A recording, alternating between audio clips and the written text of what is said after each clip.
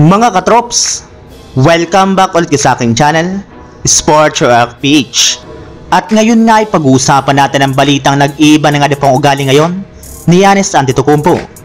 Pag-uusapan na rin nga natin dito sa ating panibagong video ang balitang nagbabalik na nga po ang conference ng dalawang players ng Los Angeles Lakers.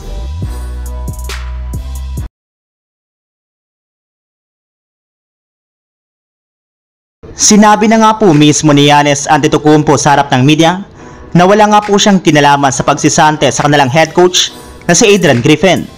Nalulungkot nga po siya sa pagkakaalis ng isa sa mga naging parte ng kanilang team. Sadyang kailangan pa rin nga po nila mag-move forward para sa ikabubuti ng kanilang kampanya ngayong season.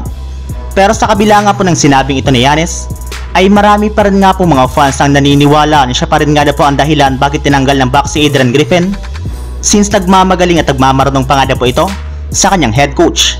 Sa katunayan, ilang mga coaches na rin naman nga po ang tinanggal nito ng mga nagdaang taon sa NBA dahil hindi nga po sila nagkakasundo ni Giannis Antetokounmpo pagdating sa mga ginagawa nilang desisyon sa kanilang mga laro.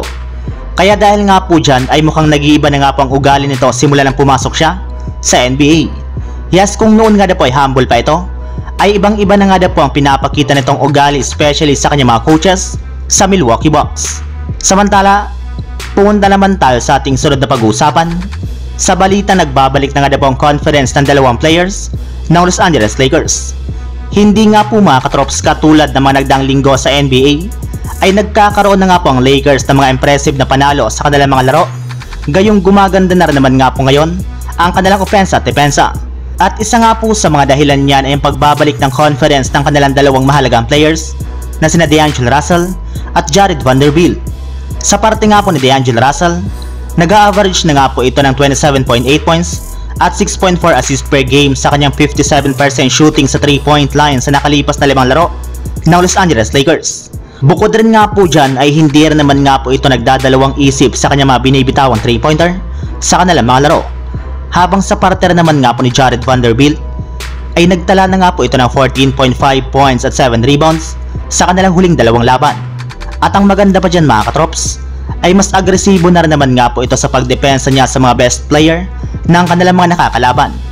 Maliban na rin nga po dyan ay hindi na rin naman nga po ito nahihiya na gumawa ng opensa para sa Lakers na siyang rason bakit patuloy na gumaganda ang mga ginagawang play ng kanilang kupunan.